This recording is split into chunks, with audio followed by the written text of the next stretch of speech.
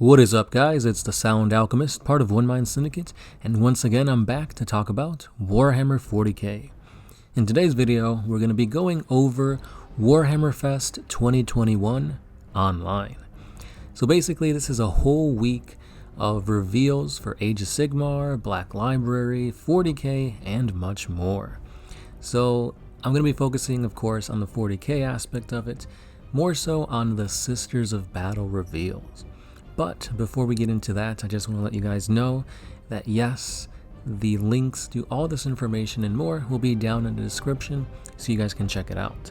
But before I get to the sisters, I do want to say that there's a supplement also coming out pretty soon, Caradon, that talks about the Adeptus Mechanicus, Chaos, and I believe Sisters of Battle also.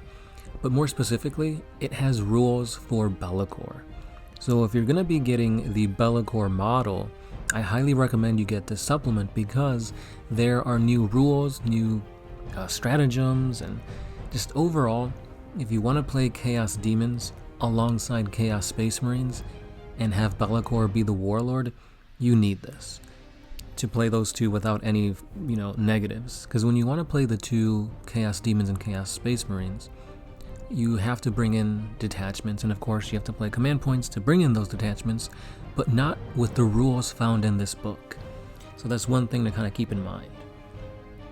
The next thing is that some of the reveals for the Sisters of Battle we've kind of already seen, such as like the war suits, but I'll still kind of go over them. So without further ado, guys, let's look at what we have in this Warhammer Fest. So of course, we've got a brand spanking new codex coming out very soon for the Sisters of Battle. One thing to note is that for this next week, I believe, and the following week maybe, there won't be anything shipping out via GW because of like the whole international shipping thing, and they just said they're not shipping anything out to wait for the world to kind of catch up. So we do have the Adeptus Mechanicus book that's still supposed to come out, so we're waiting on that. And then we've got the Sisters of Battle coming out shortly after that. When exactly, we don't know, but within the pages of this codex, we have tons to look forward to. So basically, we have a new named character for the Adeptus Sororitas, Morven Val, the Abbess Sanctorum.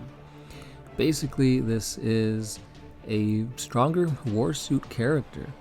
She is the Supreme Commander of the Adeptus Sororitas and the Guardian of Faith. So think of her as like almost a chapter master to the Sisters of Battle.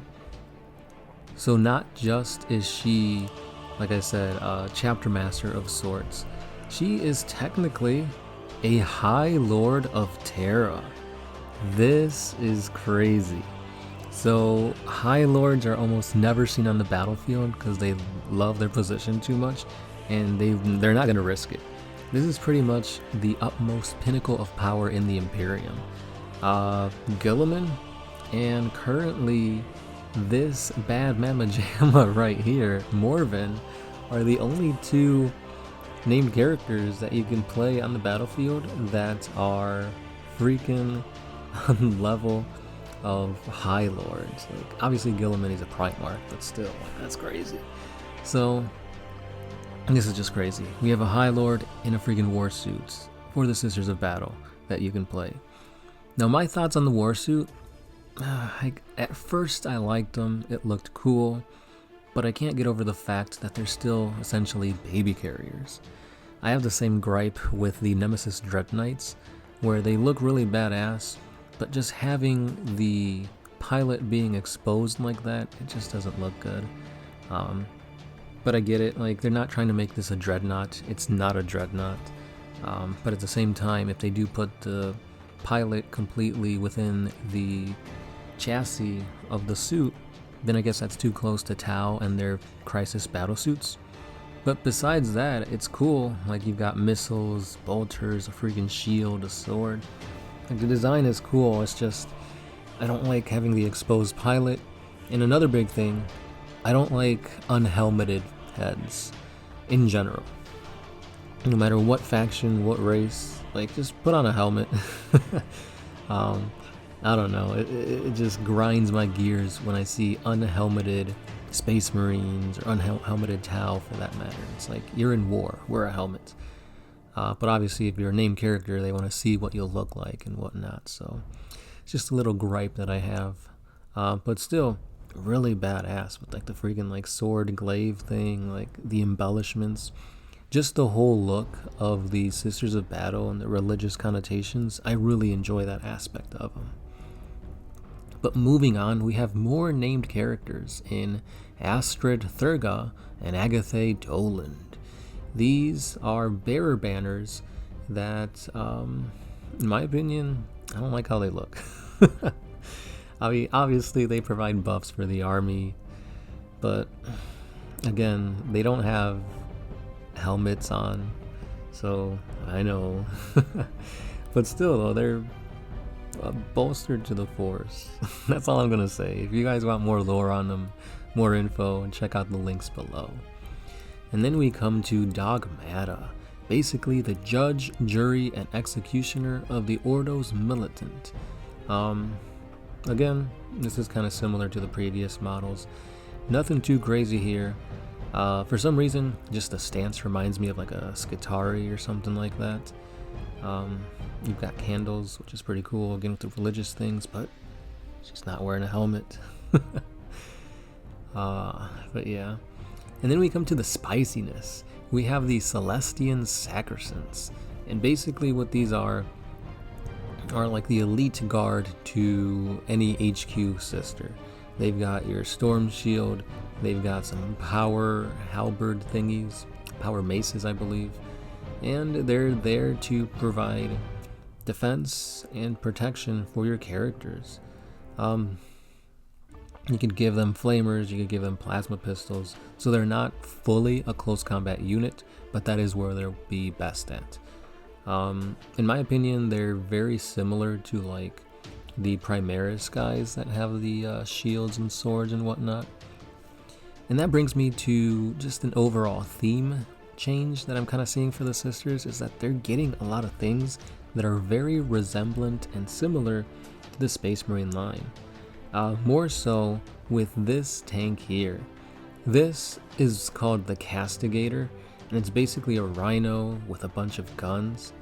That's the same thing as a Predator for the Space Marines. Like, I get it, they're both Imperium, they can both use these vehicle weapon options, but I don't know, I just feel like they're losing their flavor and they're going more Space Marine. I don't know, it's like, yeah, Sisters of Battle are kind of like the female Space Marines, quote unquote, but give them more like religious stuff, like make them their own army, don't have them piggyback on Space Marine stuff. The whole holy dice thing, that's really amazing. Them having access to like saints, that's really cool. But I feel like with these new things, they're getting closer and closer to like just generic Space Marine stuff. But speaking of that, I just want to know your thoughts on this. Do you think that the war suits are too generic? Like, are they becoming Space Marines version 2? But without being too negative, like, I like Sisters of Battle. I've always, been kind of influenced by like their religious connotations with like lore and stuff like that, because it's really cool, like when you look at it. And I don't know, they're cool and all, but you get me, right? But yeah, let me know your thoughts down below. Let me know if you're going to be picking up some Sisters of Battle.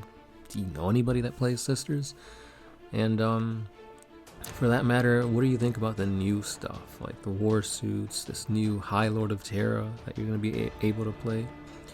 And yeah, stay tuned, because there's more reveals still coming out this week. I believe there's one more 40k centered day for like reveals and whatnot, and we'll see what they have to offer. Hopefully it's not more Space Marine stuff. Just like give it a break. But yeah, can't wait to hear your thoughts below, and I'll be seeing you guys in the next one. If you guys like what we do at One Mind Syndicate, you could always help us out by subscribing, liking, commenting, or you can go the extra mile by pledging a simple $1 at our Patreon. All the links are down below. If you can do that, great. If not, great too. This has been Sound Alchemist, part of One Mind Syndicate, and I'm signing out.